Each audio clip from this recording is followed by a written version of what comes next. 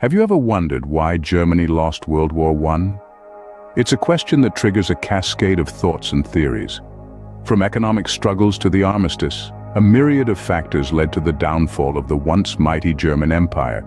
Today we'll delve into these reasons, unraveling the complex tapestry of World War I. Our journey begins with the economic struggles. The war was a drain on Germany's resources. From the outset, the empire was outmatched economically. Britain, France, and Russia had far greater resources to draw upon.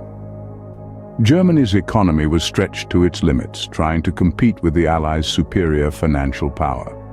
The empire's attempts to counterbalance this disadvantage by implementing a war economy merely compounded the problem, leading to hyperinflation and severe food shortages. Next, we turn our attention to the battlefield.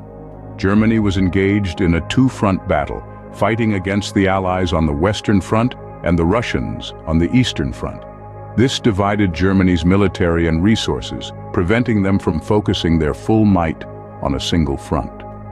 Despite initial successes, the strain of fighting on two fronts ultimately proved too great.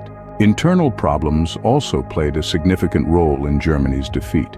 As the war dragged on, morale plummeted, leading to widespread discontent and social unrest.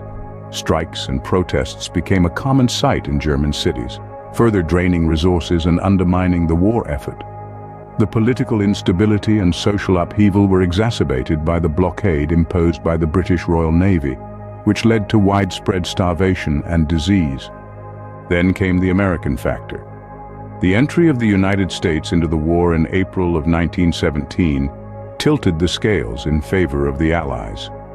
With fresh troops and abundant resources, the United States provided a much-needed boost to the beleaguered Allied forces. The injection of American manpower and material into the conflict marked a turning point in the war. The Spring Offensive of 1918 was Germany's last-ditch attempt to turn the tide of the war. The offensive achieved some initial successes, but it ultimately failed to break the deadlock on the Western Front. The offensive drained Germany's reserves, leaving them unable to resist the subsequent Allied counteroffensive. Finally, we arrive at the Armistice. On November 11, 1918, the German Empire signed an armistice agreement with the Allies, effectively ending the war. By this point, Germany was exhausted and its military was in disarray. The empire was no longer capable of continuing the fight. In summary, Germany's defeat in World War I was the result of a complex interplay of factors. From economic struggles and the strain of fighting on two fronts, to internal problems and the entry of the United States into the war, the odds were stacked against Germany from the beginning. The final blow came with the failed Spring Offensive and the signing of the Armistice.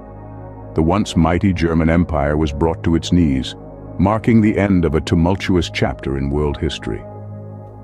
This is a stark reminder of the brutal and complex nature of war, where victory or defeat hinges on a multitude of factors.